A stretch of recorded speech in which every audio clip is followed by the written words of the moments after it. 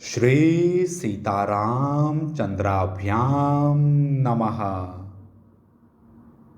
उत्तरकांड 60वां सर्ग। श्री राम के दरबार में च्यवन आदि ऋषियों का शुभागमन। श्री राम के द्वारा उनका सत्कार करके उनके अभिष्ट कार्य को पूर्ण करने की प्रतिज्ञा तथा ऋषियों द्वारा उनकी प्रशंसा। श्री राम और लक्ष्मण परस्पर इस प्रकार कथा वार्ता करते हुए प्रतिदिन प्रजा पालन के कार्य में लगे रहते थे।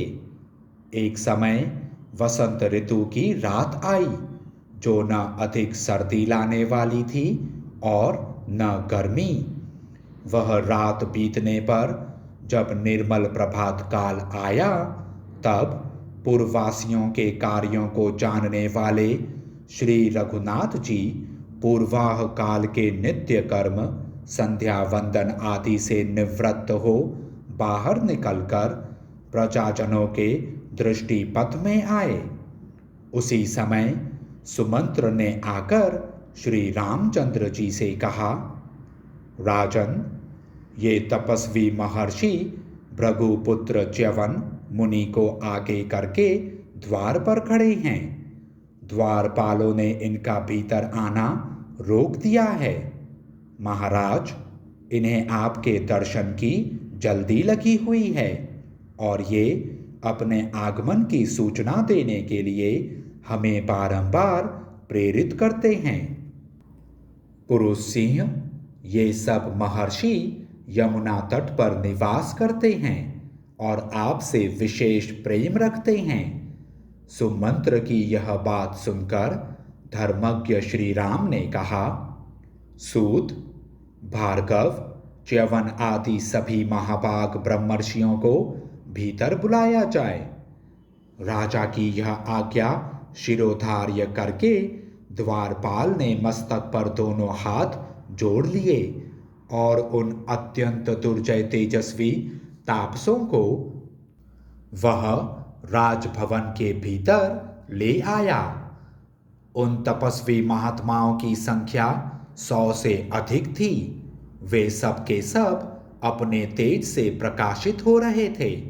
उन सब ने राजभवन में प्रवेश किया और समस्त तीर्थों के जल से भरे हुए घड़ों के साथ बहुत से फल मूल लेकर श्री रामचंद्र जी को भेंट किए।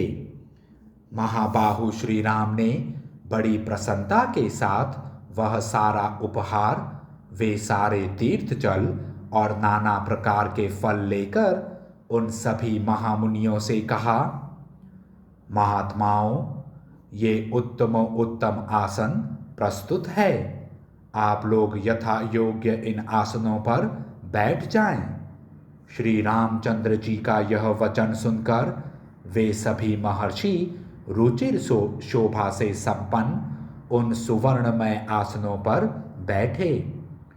उन महर्षियों को वहां आसनों पर विराजमान देख शत्रु नगरी पर विजय पाने वाले श्री रघुनाथ जी ने हाथ जोड़ संयत भाव से कहा, महर्षियों, किस काम से यहाँ आप लोगों का शुभागमन हुआ है? मैं एकाग्रचित होकर आपकी क्या सेवा करूं?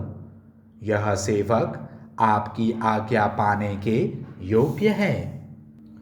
आदेश मिलने पर मैं बड़े सुख से आपकी सभी इच्छाओं को पूर्ण कर सकता हूं।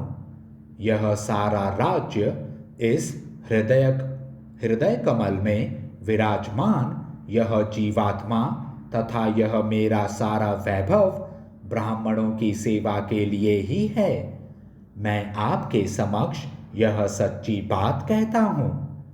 श्री रघुनाथ जी के ये वचन सुनकर उन यमुना तीर निवासी उग्र तपस्वी महर्षियों ने उच्च स्वर से उन्हें साधुवाद दिया। फिर वे महात्मा बड़े हर्ष के साथ बोले, नरश्रेष्ठ, इस भूमंडल में ऐसी बातें आपके ही योग्य हैं। दूसरे किसी के मुख से इस तरह की बात नहीं निकलती। राजन, हम बहुत से महाबली राजाओं के पास गए, परंतु उन्होंने कार्य के गौरव को समझकर उसे सुनने के बाद भी करूँगा ऐसी प्रतिज्ञा करने की रुचि नहीं दिखाई। परंतु आपने हमारे आने का कारण जाने बिना ही केवल ब्राह्मणों के प्रति आदर का भाव होने से हमारा काम करने की प्रतिज्ञा कर डाली है।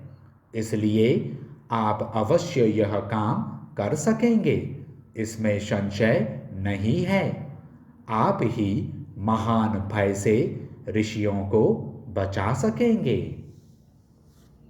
इस प्रकार श्री वाल्मीकि निर्मित आर्ष रामायण आदि काव्य के उत्तरकांड में 60वां सर्ग पूरा हुआ।